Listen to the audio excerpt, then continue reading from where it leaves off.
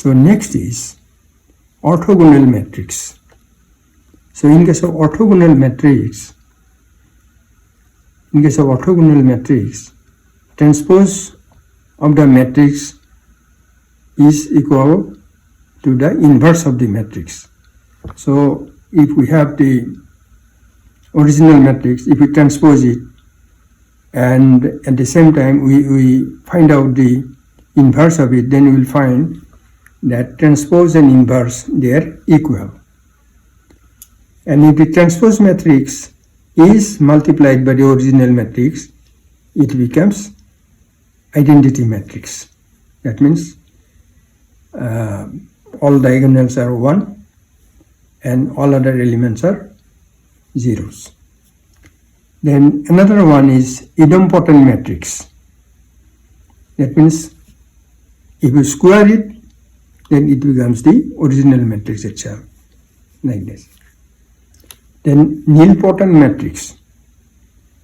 The square matrix, when raised to power, results to zero matrix. It's a very peculiar matrix. That suppose this is the original matrix 0, 1, 2, 0, 0, 3, triple zeros. And if we raise to power 3, that means cube, if we find out cube of this, that means a into a into a, then we'll find that all elements will be 0. So this is nilpotent matrix. Then periodic matrix. Now in this case, that we find out the smallest positive integer in the original matrix, then we add 1 to this and raise to that power. Suppose p is the positive integer in A, so p plus 1. So raise A to p plus 1, so it becomes A. That means original matrix, very peculiar, periodic matrix. Then involuntary matrix, P is equal to P inverse. It is such that inverse, if we find out the inverse matrix, then it becomes the original matrix. P is equal to P inverse. So this is the matrix 2, 1, minus 3, minus 2. Okay.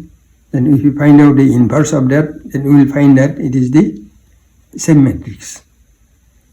So I asked to examine. I have not illustrated here because we have to discuss about matrix inversion.